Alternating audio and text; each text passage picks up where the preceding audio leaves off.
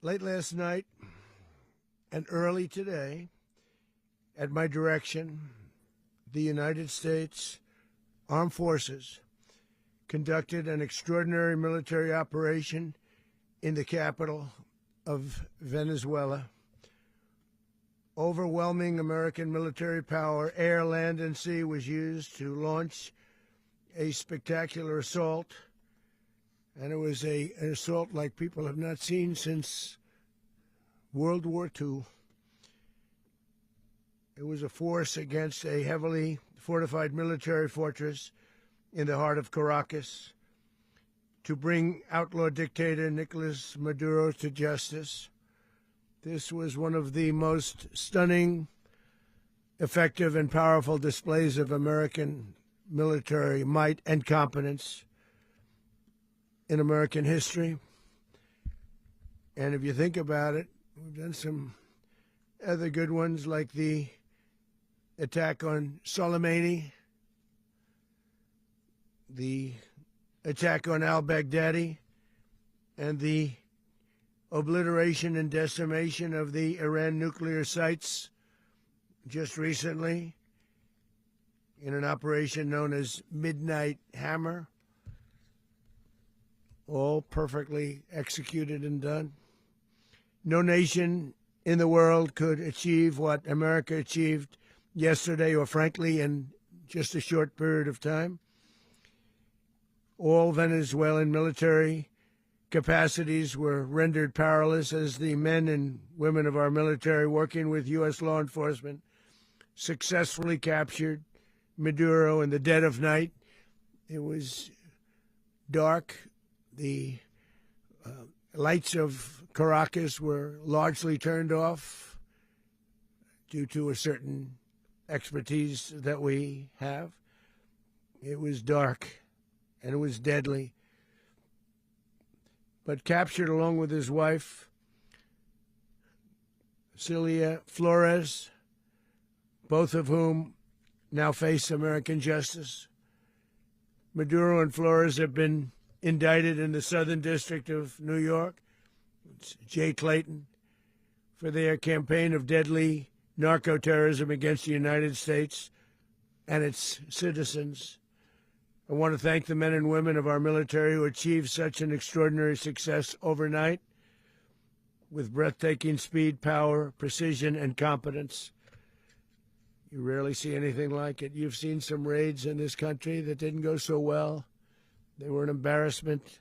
If you look back to Afghanistan, or if you look back to the Jimmy Carter days, they were different days. We're a respected country again, like never before.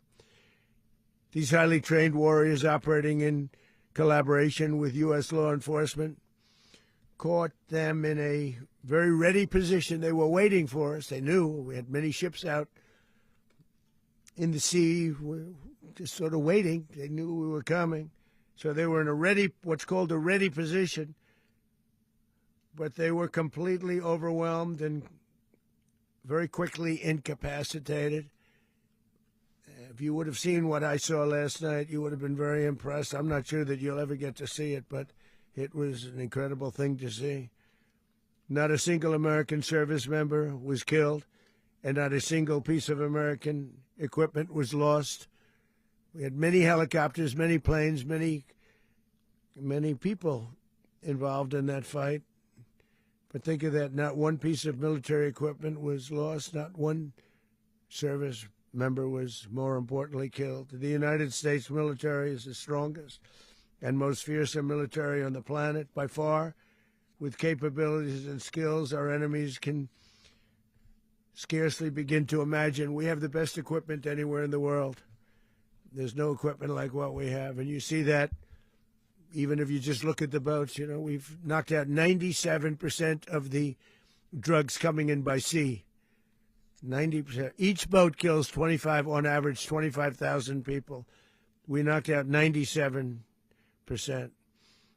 And those drugs mostly come from a place called Venezuela.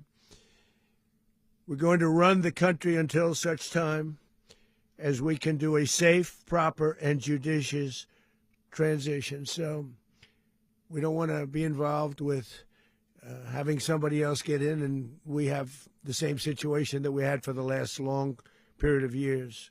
So we are going to run the country until such time as we can do a safe, proper, and judicious transition. And it has to be judicious because that's what we're all about.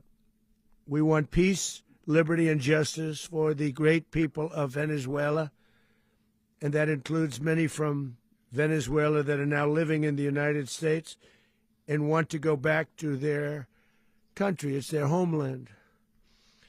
We can't take a chance that somebody else takes over Venezuela that doesn't have the good of the Venezuelan people in mind. We've had decades of that. We're not going to let that happen.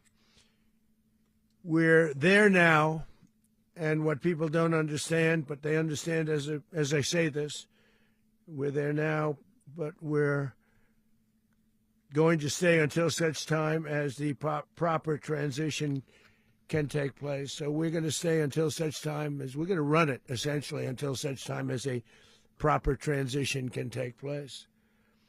As everyone knows, the oil business in Venezuela has been a bust, a total bust, for a long period of time. They were pumping almost nothing by comparison to what they could have been pumping and what could have taken place. We're going to have our very large United States oil companies, the biggest anywhere in the world, go in, spend billions of dollars, fix the badly broken infrastructure, the oil infrastructure, and start making money for the country.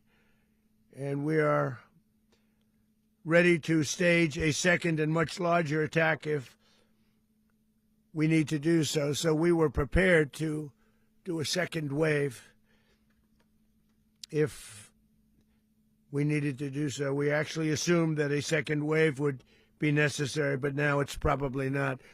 The first wave, if you'd like to call it that, the first attack was so successful, we probably don't have to do a second, but we're prepared to do a second wave, a much bigger wave, actually. This was pinpoint, but we have a much bigger wave that probably won't have to do. This partnership of Venezuela with the United States of America, a country that everybody wants to be involved with because of what we were able to do and accomplish, will make the people of Venezuela rich, independent, and safe. And it will also make the many, many people from Venezuela that are living in the United States extremely happy. They suffered. They suffered. So much was taken from them. They're not going to suffer anymore. The illegitimate dictator Maduro was the kingpin of a vast criminal network responsible for trafficking colossal amounts of deadly and illicit drugs into the United States.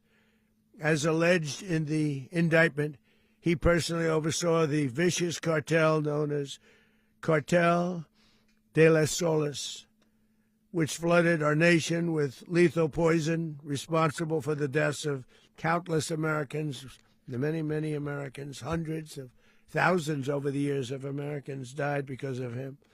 Maduro and his wife will soon face the full might of American justice and stand trial on American soil. Right now, they're on a ship. They'll be heading to, ultimately, New York, and then a decision will be made, I assume, between New York and Miami or Florida. But we have people where the overwhelming evidence of their crimes will be presented in a court of law. And I've seen it. I've seen what we have. It's both horrible and breathtaking that something like this could have been allowed to take place. For many years after his term as president of Venezuela expired, Maduro remained in power and waged a ceaseless campaign of violence, terror, and subversion against the United States of America, threatening not only our people, but the stability of the entire region. And you all saw it. In addition to trafficking gigantic amounts of illegal drugs that inflicted untold suffering and human destruction all over the country, all over, in particular, the United States, Maduro sent savage and murderous gangs, including the bloodthirsty prison gang, Tren de Aragua, to terrorize American communities nationwide, and he did indeed. They were in Colorado. They took over apartment complexes. They cut the fingers off people if they called police. They were brutal, but they're not so brutal now. And I just have to congratulate our military, Pete and everybody, and our National Guard, because the job that they've done, whether it's in Washington, D.C., where we have a totally safe city, where it was one of the most unsafe cities anywhere in the world, frankly, and now we have no crime in Washington, D.C.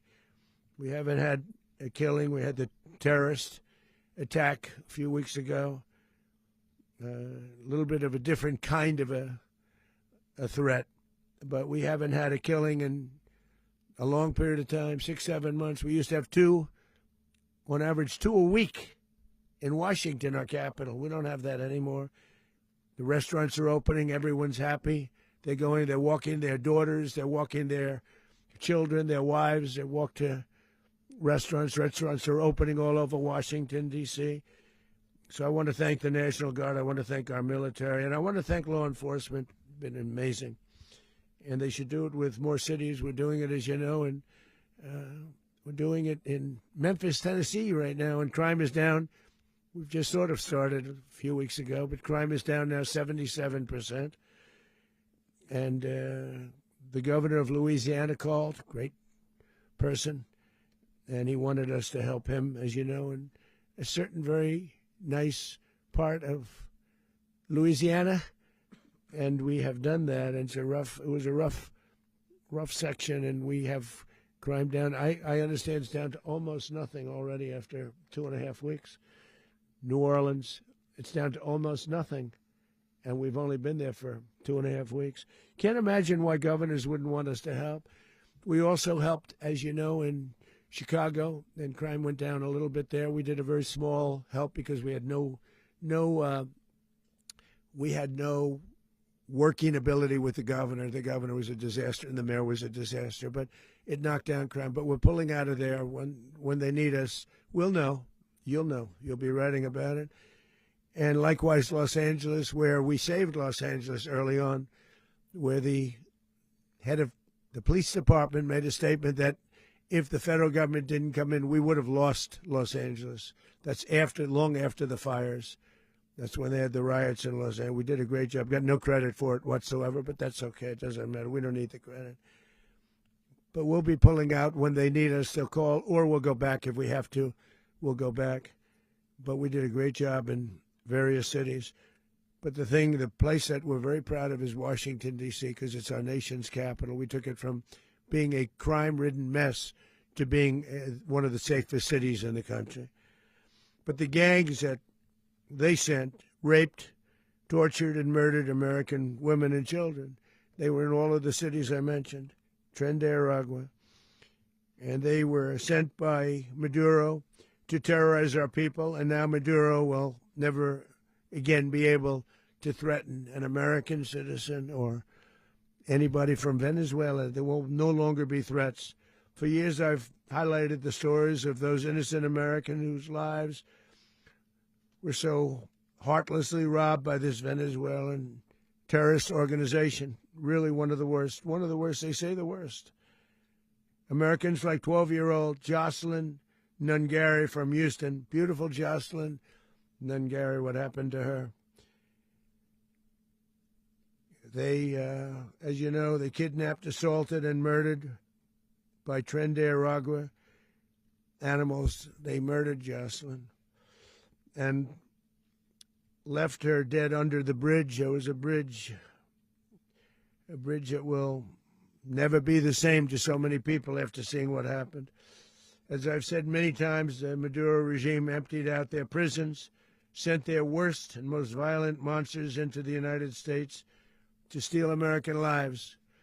And they came from mental institutions and insane asylums. They came from prisons and jails. The reason I say both, they sound similar. Actually, prisons a little bit more hostile, a little bit tougher. A mental institution isn't as tough as an insane asylum, but we got them both. They sent from their mental institutions. They sent from their jails, prisons. They were drug dealers. They were drug kingpins. They sent everybody bad into the United States, but no longer. And we have now a border where nobody gets through. In addition, Venezuela unilaterally seized and stole American oil, American assets, and American platforms, costing us billions and billions of dollars. They did this a while ago, but we never had a president that did anything about it. They took all of our property. It was our property. We built it. And we never had a president that decided to do anything about it. Instead, they fought wars that were 10,000 miles away. We built Venezuela oil industry with American talent, drive, and skill, and the socialist regime stole it from us during those previous administrations, and they stole it through force. This constituted one of the largest thefts of American property in the history of our country. Considered the largest theft of property in the history of our country. Massive oil infrastructure was taken like we were babies, and we didn't do anything about it. I would have done something about it. America will never allow foreign powers to rob our people or drive us back into and out of our own hemisphere. That's what they did.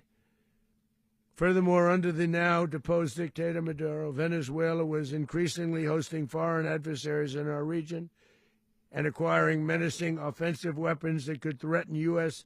interests and lives. And they used those weapons last night. Potentially in league with the cartels operating along our border. All of these actions were in gross violation of the core principles of American foreign policy, dating back more than 2 centuries, and not anymore. All the way back, it dated to the Monroe Doctrines, and the Monroe Doctrine is a big deal, but we've superseded it by a lot, by a real lot. They now call it the Donroe Document. I don't know. It's Monroe Doctrine. We sort of forgot about it. It was very important, but we forgot about it. We don't forget about it anymore. Under our new national security strategy, American dominance in the Western Hemisphere will never be questioned again. Won't happen. So just in concluding, for decades, other administrations have neglected or even contributed to these growing security threats in the Western Hemisphere. Under the Trump administration, we are reasserting American power in a very powerful way in our home region. And our home region is very different than it was just a short while ago. The future will be, and we did this in my first term. We had great dominance in my first term, and we have far greater dominance right now. Everyone's coming back to us. The future will be determined by the ability to protect commerce and territory and resources that are core to national security. These are core to our national security. Just like tariffs are, they've made our country rich, and they've made our national security stronger than ever before. But these are the iron laws that have always determined global power, and we're going to keep it that way. We will secure our borders. We will stop the terrorists. We will crash the cartels, and we will defend our citizens against all threats, foreign and domestic. Other presidents may have lacked the courage or whatever to defend America, but I will never allow terrorists and criminals to operate with impunity against the United States. This extremely successful operation should serve as warning to anyone who would threaten American sovereignty or endanger American lives. Very importantly, the embargo on all Venezuelan oil remains in full effect. The American Armada remains poised in position, and the United States retains all military options until United States demands have been fully met and fully satisfied. All political and military figures in Venezuela should understand what happened to Maduro can happen to them, and it will happen to them if they aren't just fair, even to their people. The dictator and terrorist, Maduro, is finally gone in Venezuela. People are free. They're free again. It's been a long time for them, but they're free. America is a safer nation. This morning, it's a prouder nation this morning because it didn't allow this horrible person and this country that was doing very bad things to us. It didn't allow it to happen. And the Western Hemisphere is right now a much safer place to be. So I want to thank everybody for being here. I want to thank General Raisin Kane. He's a fantastic man. I've worked with a lot of generals. I worked with some I didn't like. I worked with some I didn't respect. I worked with some that just weren't good. But this guy is fantastic. I watched last night one of the most precise attacks on sovereignty. I mean, it was an attack for justice. And I'm very proud of him, and I'm very proud of our Secretary of War, Pete Hegseth, who I'm going to ask to say a few words. Thank you very much.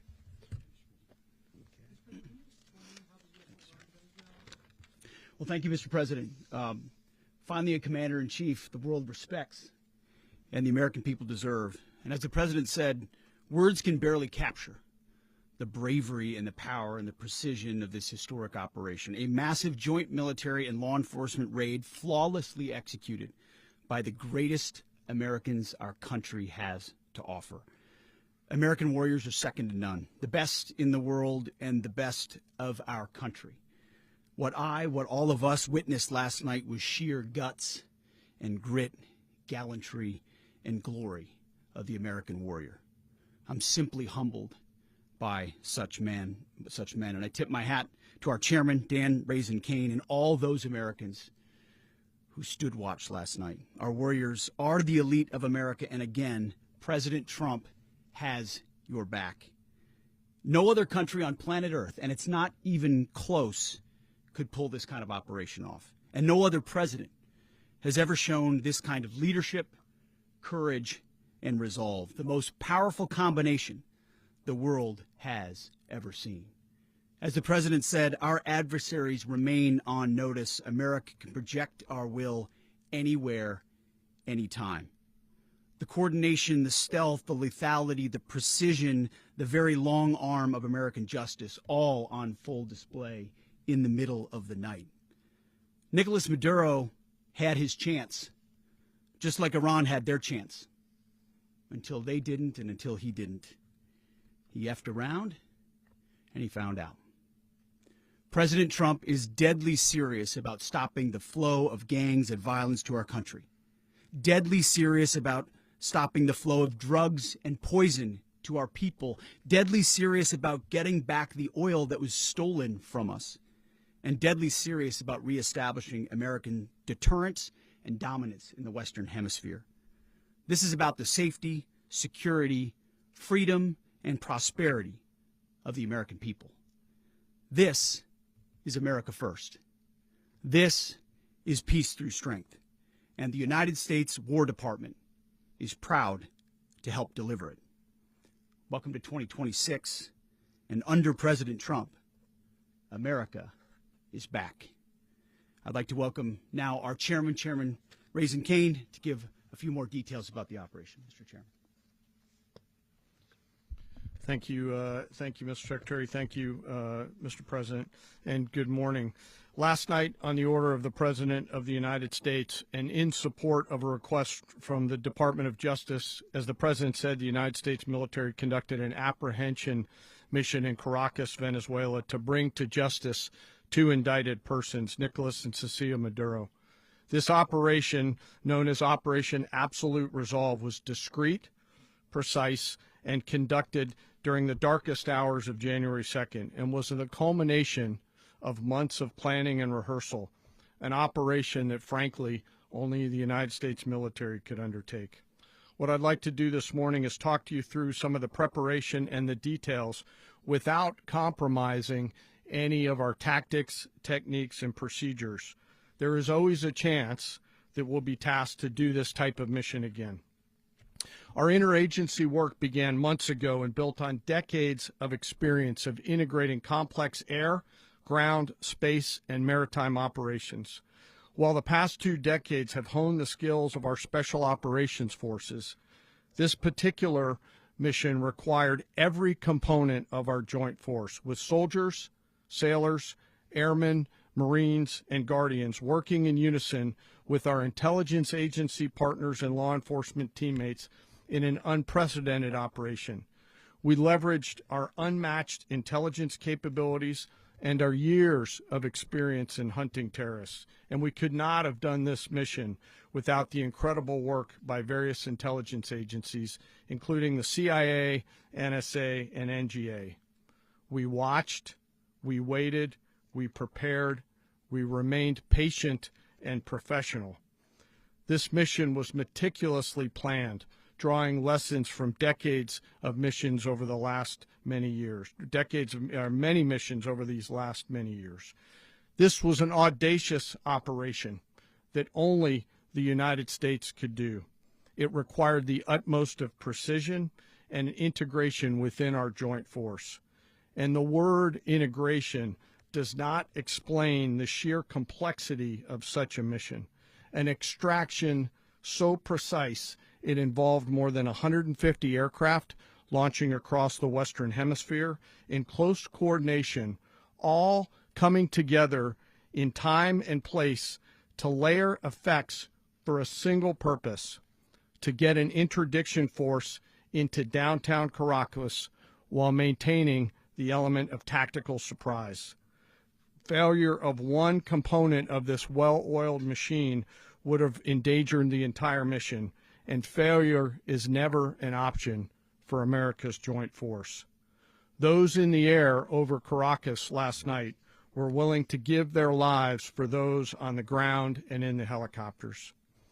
Let me talk a little bit about the preparation.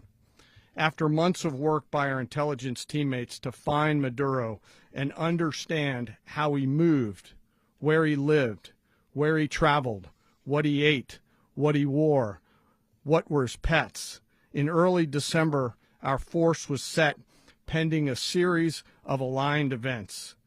Key was choosing the right day to minimize the potential for civilian harm and maximize the element of surprise, and minimize the harm to the indicted personnel so, as the president said, they could be brought to justice. And as the president said earlier today, weather in Venezuela is always a factor this time of the year. And over the weeks through Christmas and New Year's, the men and women of the United States military sat ready, patiently waiting for the right triggers to be met and the president to order us into action. Last night, the weather broke just enough, clearing a path that only the most skilled aviators in the world could maneuver through. Ocean, mountain, low cloud ceilings, but when tasked with a mission, this organization does not quit. At 10:46 p.m. Eastern Time last night, the president ordered the United States military to move forward with this mission. He said to us, and we appreciate it, Mr. President, good luck and Godspeed. And those words were transmitted to the entire joint force. Over the course of the night, aircraft began launching from 20 different bases on land and sea across the Western Hemisphere. In total, more than 150 aircraft, bombers, fighters, intelligence, reconnaissance, surveillance, rotary wing were in the air last night. Thousands and thousands of hours of experience were airborne. Our youngest crew member was 20, and our oldest crew member was 49, and there's simply no match for American military might. As the night began, the helicopters took off with the extraction force, which included law enforcement officers, and began their flight into Venezuela at 100 feet above the water. As they approached Venezuelan shores, the United States began layering different effects provided by Spacecom, Cybercom, and other members of the interagency to create a pathway. Overhead, those forces were protected by aircraft from the United States Marines, the United States Navy, the United States Air Force, and the Air National Guard. The force included F-22s, F-35s, F-18s, EA-18s, E-2s, B-1 bombers, and other support aircraft, as well as numerous remotely piloted drones.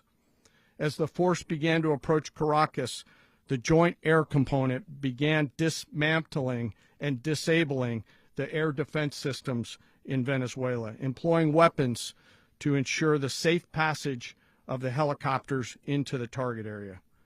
The goal of our air component is, was, and always will be to protect the helicopters and the ground force and get them to the target and get them home. As the force crossed the last point of high terrain where they'd been hiding in the clutter, we assessed that we had maintained totally the element of surprise. As the helicopter force ingressed towards the objective at low level, we arrived at Maduro's compound at 1:01 a.m. Eastern Standard Time, or 2:01 a.m. Caracas local time, and the apprehension force descended into Maduro's compound and moved with speed, precision, and discipline towards their objective and isolated the area to ensure the safety and security of the ground force while apprehending the indicted persons. On arrival into the target area, the helicopters came under fire, and they replied with that fire with overwhelming force in self-defense. One of our aircraft was hit but remained flyable, and as the President said earlier today, all of our aircraft came home, and that aircraft remained flyable during the rest of the mission. As the operation unfolded at the compound, our air and ground intelligence teams provided real-time updates to the ground force, ensuring those forces could safely navigate the complex environment without unnecessary risk. The force remained protected by overhead tactical aviation. Maduro and his wife, both indicted, gave up and were taken into custody by the Department of Justice, assisted by our incredible U.S. military with professionalism and precision, with no loss of U.S. life. After securing the indicted persons, the force began to prep for departure. Helicopters were called in to exfiltrate the extraction force, while fighter aircraft and remotely piloted aircraft provided overhead coverage and suppressive fire. There were multiple self-defense engagements as the force began to withdraw out of Venezuela. The force successfully exfiltrated and returned to their afloat launch bases, and the force was over the water at 3:29 a.m. Eastern Standard Time with indicted persons on board. And both Maduro and his wife were embarked aboard the USS Iwo Jima. In closing, what we've witnessed today is a powerful demonstration of America's joint force. We think, we develop, we train, we rehearse, we debrief, we rehearse again and again, not to get it right, but to ensure that we cannot get it wrong. Our jobs are to integrate combat power so when the order comes, we can deliver overwhelming force at the time and the place of our choosing against any foe anywhere in the world. I am immensely proud today of our joint force and filled with gratitude to represent them here today. There is simply no mission too difficult for these incredible professionals and the families that stand by them and support them. As we stand here this morning, our forces remain in the region at a high state of readiness, prepared to project power, defend themselves, and our interests in the region. This operation is a testament to the dedication and unwavering commitment to justice and our resolve to hold accountable those who threaten peace and stability. In closing, I want to express my heartfelt gratitude to the brave men and women who executed this mission. Their courage and tireless commitment to our nation are what makes us strong. Thank you, Mr. Secretary, and thank you, Mr. President. Well, I don't have much to add to what you've heard now, other than the following points. Nicolas Maduro was indicted in 2020 in the United States. He is not the legitimate president of Venezuela. That's not just us saying it. The first Trump administration, the Biden administration, the second Trump administration, none of those three recognized him. He's not recognized by the European Union and multiple countries around the world. He is a fugitive of American justice with a $50 million reward, which I guess we saved $50 million. and Make sure. yeah, exactly. But Don't let anybody claim it. Nobody deserves it but us. But I want to be clear about one thing. Nicolas Maduro had multiple opportunities to avoid this. He was provided multiple very, very, very generous offers and chose instead to act like a wild man, chose instead to play around. And the result is what we saw tonight. The other message here is the following. You have a guy, like many people around the world, they like to play games. You have a guy who decides he's going to invite Iran into his country, is going to, do the confiscation of American oil companies, is going to flood our country with gang members, is going to take Americans prisoner and try to hold them for hostage and trade them like he was able to do with the Biden administration. Basically likes to play games all this time and thinks nothing's going to happen. And I hope what people now understand is that we have a president. The 47th president of the United States is not a game player. When he tells you that he's going to do something, when tells you he's going to address a problem, he means it. He actions it. I can tell you, I've watched this process now for 14, 15 years, been around it. Everybody talks. I'm going to do this. I'm going to do that. When I get there, we're going to do this. We're going to take. This is a president of action. Like, I don't understand yet how they haven't figured this out. And now, if you don't know, now you know. Because this is the way it's going to play out. And I think people need to understand that this is not a president that just talks and does letters and press conferences. And, if he says he's serious about something, he means it. And this is something that was a direct threat to the national interest of the United States. And the president addressed it. There's a president of peace, by the way. I told you what I just said earlier. This guy had multiple opportunities to find his way somewhere else and figure out another. He could have been living somewhere else right now, very happy. But instead, he wanted to play big boy. And so now, he's got other sets of problems on his hands. And but I think the message here should be for the world. Look, the president doesn't go out looking for people to pick fights with. He's not generally wants to get along with everybody. We'll talk and meet with anybody. But don't play games. Don't play games with this president's in office because it's not going to turn out well. And so I hope that, I guess that lesson was learned last night, and we hope it'll be instructive moving forward. Is that a message for Cuba, Mr. President?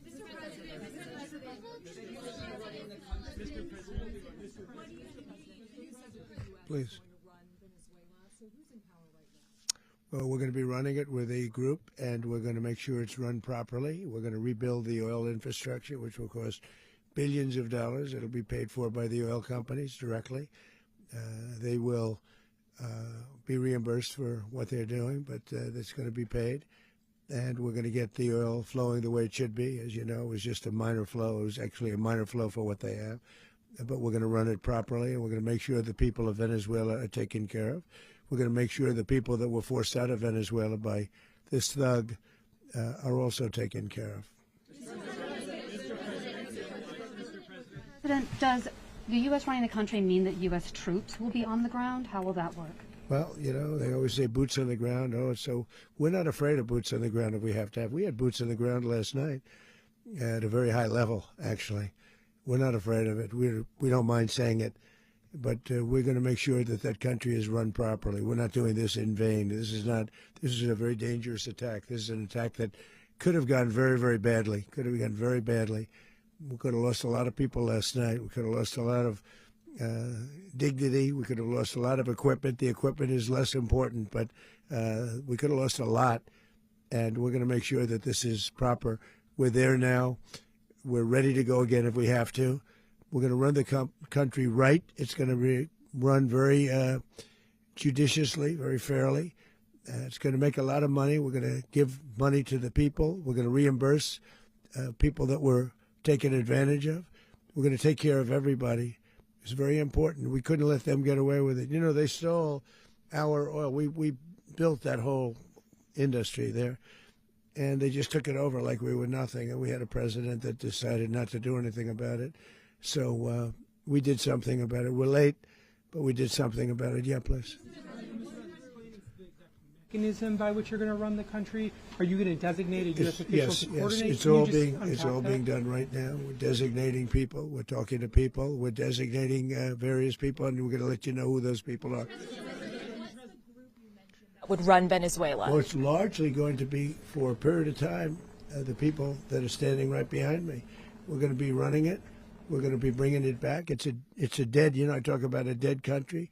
A year and a half ago, we were a dead country. Now we're the hottest country anywhere in the world. We're a country doing better than any country anywhere in the world. and it required leadership. Venezuela has a lot of bad people in there, a lot of bad people that shouldn't be leading. We're not going to take a chance that one of those people take over for Maduro. So you can look at, and others, we have fantastic people, including people in the military. So we're going to have a group of people running it until such time as it can be put back on track, make a lot of money for the people, and give people a great way of life, and also reimbursement for people in our country that were forced out of Venezuela. Rubio would be. You said earlier today that you weren't going to back Machado to come back and be the opposition leader in your Fox and Friends interview. And then you also mentioned the vice president of Venezuela. Are you going to work with the vice president of Venezuela, or how do you foresee the relationship going? I understand she was just sworn in, but she was, as you know, picked by Maduro. So Marco's working on that directly. He just had a conversation with her, and she's essentially willing to do what we think is necessary to make Venezuela great again. Very simple. Mr. President, Colombian President Gustavo Petro, a couple weeks ago, he said he's got to watch his ass. And today, he said he's not concerned about anything happening to him in the aftermath of this operation. So, just what your message is about that? He has cocaine mills. He has factories where he makes cocaine. And yeah, I think I stick by my first statement. He's making cocaine. They're sending it into the United States. So he does have to watch his ass. Mr. President, did you notify any members of Congress in advance? Marco, do you want to talk about that? Because you were involved in it. Sure. We call members of Congress immediately after. This was not the kind of mission that you can do congressional notification on. It was a trigger-based mission in which conditions had to be met night after night. We watched and monitored that for a number of days. So it's just simply not the kind of mission you can call people and say, hey, we may do this at some point in the next 15 days. But it's largely a law enforcement function. Remember, at the end of the day, at its core, this was an arrest of 2 indicted fugitives of American justice, and the Department of War supported the Department of Justice in that job. Now, there are broader policy implications here, but it's just not the kind of mission that you can pre-notify because it endangers the mission. Plus, if I could add one thing to that, Congress has a tendency to leak. This would not be good. If they leaked, General, I think it would have been maybe a very different result. But I have to say, they knew we were coming at some point, We had a lot of ships out there. They sort of knew we were coming. We went there. But Congress will leak, and we don't want leakers. People to watch this all play out live. What was Maduro doing when the U.S. forces entered what I assume would be his home? And also, was there any point where the U.S. was considering if Maduro pushed back or resisted killing Maduro? It could have happened. It could have happened. He was trying to get into a safe place. You know, the safe place is all steel. And he wasn't able to make it to the door because our guys were so fast. They went through the opposition so fast. And there was a lot of opposition. People were wondering, do we get them by surprise? Sort of surprised, but they were waiting for something. It was a lot of opposition. There was a lot of gunfire. You saw some of it today. But he was trying to get to a safe place, which wasn't safe because we would have had the door blown up in about 47 seconds, they say on average, regardless of how thick the steel was. It was a very thick door. It was a very heavy door, but he was unable to get to that door. He made it to the door. He was unable to close it. Go ahead, finish. To be in the time being right now. Do you know his exact whereabouts? Well, eventually, ultimately, in the near future, he's going to be brought to New York. And where is he going to be held? Where is he going to be held in New York? Do you know? That's going to be up to the officials that do these things. Mr. President, the U.S. has something of a mixed track record of ousting dictators without necessarily a plan for what comes afterwards. Not with me. Did that weigh on your decision? Well, that's when we had different presidents, but with me, that's not true. With me, we've had a perfect track record of winning. We win a lot, and we win. If you look at Soleimani, you look at al-Baghdadi, you look at the Midnight Hammer. Midnight Hammer was incredible. Right now, you wouldn't have peace in the Middle East. We have essentially peace in the Middle East because of that. If we weren't successful with Midnight Hammer, you wouldn't have peace in the Middle East. So, with me, you've had a lot of victory. You've had only victories. You've had no losses. Yeah. How long do you expect the U.S. to run Venezuela, and how soon do you want Venezuelan people to hold elections? So I'd like to do it quickly, but it takes a period of time. We're rebuilding. We have to rebuild their whole infrastructure. The infrastructure is rotted. It's actually very dangerous. It's blow-up territory. Oil is very dangerous. It's a very dangerous thing to take out of the ground. can kill a lot of people. It has killed a lot of people doing just that. The infrastructure is old. It's rotted. Much of it is stuff that we put there 25 years ago, and we're going to be replacing it. And we're going to take a lot of money out so that we can take care of the country. Yeah. Are you saying that Secretary Rubio and Mr. President, China, Russia, and Iran have interests in Venezuela. How does this operation affect your relationships with them when it comes to oil and drugs? In terms of China and Russia, Russia when we get things straightened out.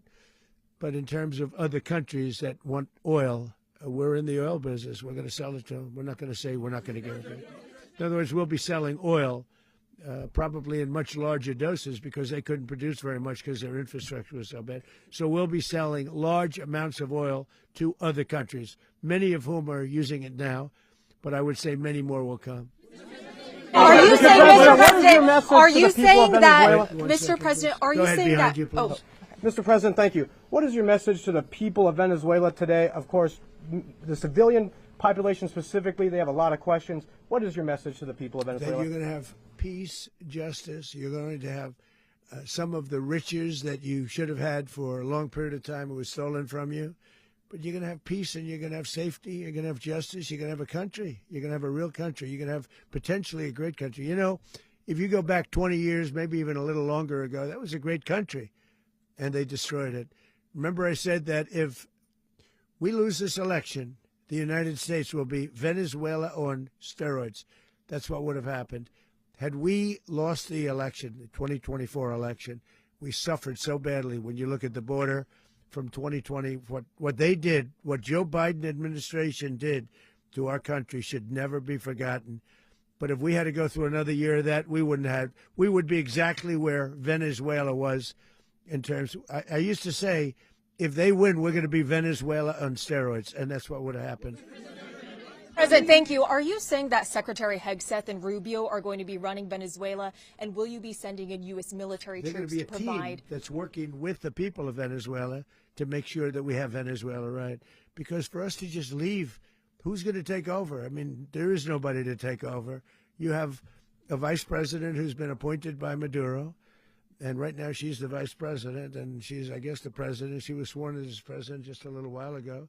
She had a long conversation with Marco, and she said, we'll do whatever you need. I think she was quite gracious, but she really doesn't have a choice. We're going to have this done right. We're not going to just do this with Maduro, then leave like everybody else, leave and say, let it go to hell. If we just left, it has zero chance of ever coming back.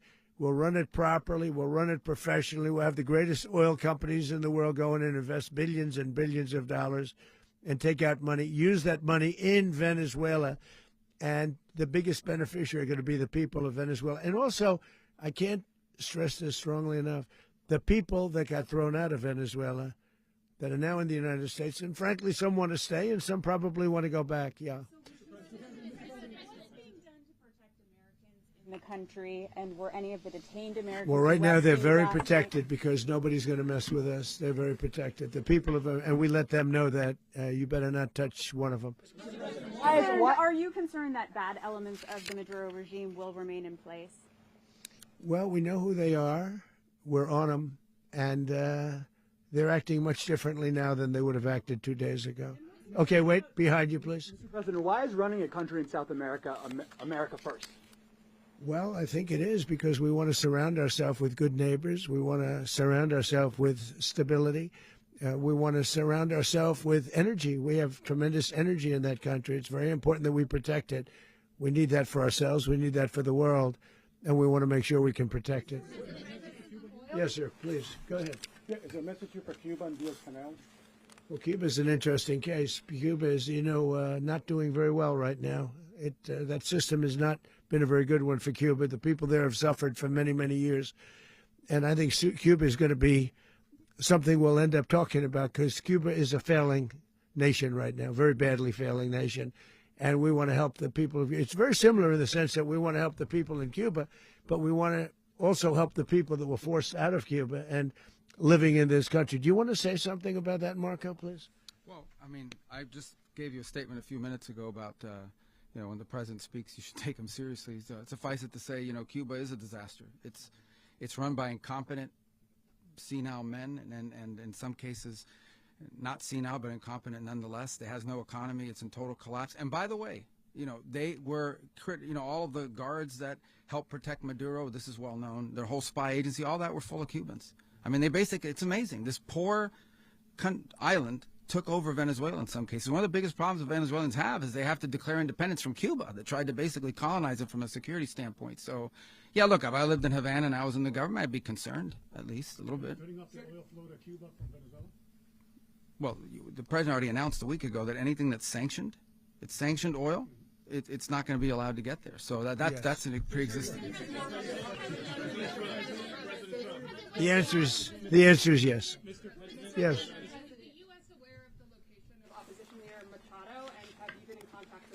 No, we haven't. No, we haven't. Mr. President. Mr. President, on Monday. Oh, I think it would be very tough for her to be the leader. She doesn't have the support within or the respect within the country. She's a very nice woman, but she doesn't have the respect to be the leader. Mr. President, is it possible that the U.S. ends up administrating Venezuela for years? Well, it won't cost us anything because the money coming out of the ground is very substantial, so it's not going to cost us anything. We want safety there. We want to be surrounded by countries that aren't housing all of our enemies all over the world. That was happening, and you don't want to have that. But we're going to be rebuilding, and we're not spending money. The oil companies are going to go in. They're going to spend money. We're going to take back the oil that, frankly, we should have taken back a long time ago. A lot of money is coming out of the ground. We're going to get reimbursed for all of that. We're going to get reimbursed for everything that we spend. So it's going to be a very important. This is a very big evening that took place last night. We have to be surrounded by safe, secure countries, and we also have to have energy. Very important. We have to have energy that's real energy, not where they're getting 4% and 5% of the energy out of the ground. You take a look. It was such a disaster. So what's going to happen with Venezuela, I think, over the next period of a year, is going to be a great thing, and the people of Venezuela will be the biggest beneficiaries. Going to send in the U.S. military. Mr. President, thank you. What did you last speak to Maduro about when you spoke? And is the Well, US I don't want to get war into with the Venezuela? conversations, but I did have conversations with him, and I said, you got to surrender. And I actually thought he was pretty close to doing so, but now he wished he did, yeah. You said that Maduro is responsible for drug trafficking. You recently pardoned the former president of Honduras who was convicted of many drug trafficking. Can you explain how these two situations are different? And would you ever pardon Maduro? I endorsed, as you know, the winning president, the man who won in Honduras. I endorsed the man who won in Chile. I endorsed the man who won in Argentina. And we are doing very well with that whole group. What the man that I pardoned was, if you could equate it to us, he was treated like the Biden administration treated a man named Trump. That didn't work out too well for them. This was a man who was persecuted very unfairly. He was the head of the country. He was persecuted very unfairly. And there are a number of them. And we felt that it was a very unfair situation that happened to him. He's also a party member of the man who won. So obviously the people liked what I did. And one of the reasons that was done is because of the fact that the party in power felt very strongly that that man was treated very badly. I studied it very quickly, and then I studied it in great detail. I went to a lot of the people standing behind me, and they felt that that man was persecuted and treated very badly. That's why I gave him a pardon. You referenced boots on the ground earlier. Can you just sort of button this up? Do you envision the U.S. military having a presence in Venezuela as the U.S. runs that country? No, we're going to have a presence in Venezuela as it pertains to oil, because we have to have, we're sending our expertise in. So you may need something, not very much. But no, we're going to be taking out a tremendous amount of wealth out of the ground. And that wealth is going to the people of Venezuela and people from outside of Venezuela that used to be in Venezuela. And it goes also to the United States of America in the form of reimbursement for the damages caused us by that country. So I want to thank you all very much. Thank you. Do you have one? Yes, please. You were so nice before. I'm going to give you the final question. Go Thank ahead. you, Mr. Unless President. it's a bad question, in It's which about case I'll Putin. go one word. It's about who? It's about Putin, if you want. About Putin. Well, that's Okay. always nice You had to a talk phone- about Putin. You had a phone call with him Yeah. on Monday. Did he talk at all about Maduro? Did y'all talk about this? No, we didn't. And We then- never spoke about Maduro. Are you mad at him right now? I mean, there's this I'm not intelligence. thrilled with Putin. I'm not thrilled with Putin. He's killing too many people. I thought that would be so. I settled 8 1/4 war. You know what the 1/4 was? Thailand and Cambodia. I did it again. They broke out, and I did it in about 5 hours, and I settled it. I'm giving myself 1/4, so I'm up to now 8 1/4. In other words, I settled the war, but then they broke out. They had a pretty bad breakout over the last 4 days. I got them to go back to peace, so I only give 1/4. I thought the easiest one would be, one of the easier ones would be Russia, Ukraine. It's not, and they both have done some pretty bad things. And look, that's Biden's war. That's not my war. But I want to stop the lives. Did you see where last month, 30,000, it was 27,000 the month before. 30,000, mostly soldiers, were killed this last month. 30,000. I want to stop that. You know, I got NATO to pay 5% instead of the 2% that they weren't paying. They weren't paying 2, now they pay 5. And we send them a lot of munitions. We send them a lot of things, missiles and various other things, a lot. And they pay. The United States is not losing money. We're probably making money on that. It's the last thing I care about. I just want to stop all those people. We're losing 25,000, 30,000 human beings that come from 2 places that are very far away. But if I can stop, because it's something I've been pretty good at doing, deals, I guess. It's all a deal. Life is a big deal. But if I can stop that war and stop 30,000 young people, in addition to the fact that people are being killed in Kiev, people are being killed in other cities throughout, a much smaller number, but they're being killed, viciously killed. So I'm not happy about it. I thought that would be something that would get solved. We have Mr. Witkoff here. I think that we're making progress, but that's a war that should have never happened. If I were president, it would have never happened. Putin says it. Everybody says it. If I were president, that would have never happened. But I inherited that war. That was Joe Biden, Zelensky, and Putin. I came into the situation, and it's a mess. And I will say this. I watched an operation last night that was so precise, that was so brilliant. I mean, it was incredible. If we had our people, like this general and our people involved, that war would not have gone on very long, that I can tell you. That war, to use an old term, that war has become a bloodbath, and we want it to get stopped. Thank you very much, everybody.